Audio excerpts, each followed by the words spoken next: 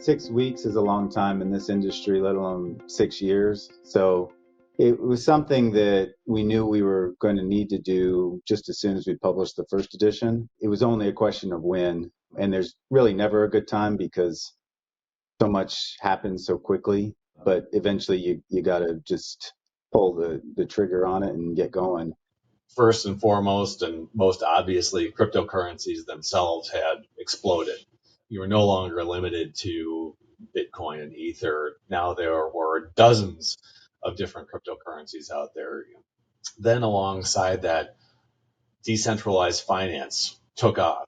This sort of secondary market built around trading in cryptocurrencies, whether that was derivatives, whether that was staking, whether that was establishing smart contracts to effectuate those kinds of things, you name it.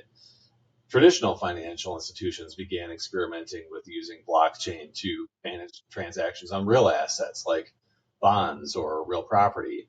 And then even non-financial institutions began experimenting with using blockchain for things like supply chain management, verifying their suppliers, tracking their transit conditions.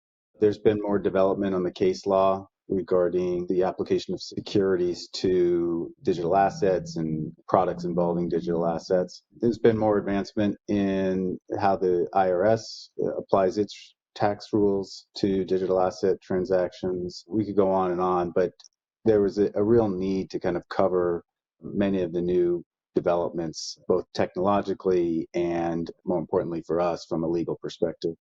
For a lot of lawyers out there, this isn't really something that they're going to be able to ignore much longer. Once upon a time, we might be able to tell ourselves, oh, blockchain, well, that is really limited to the financial space. That's limited to people who work in securities and do that kind of stuff.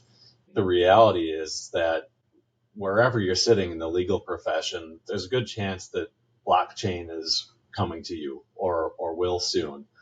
Whether you're a real property lawyer and all of a sudden deeds are going to be managed on the blockchain, whether it's you're a trust and estates lawyer and people are going to have crypto assets as part of their corpus, their assets to pass along when they die, or if you're just a straight up contract lawyer and the contracts that you're working with are no longer on the four corners of a sheet of paper.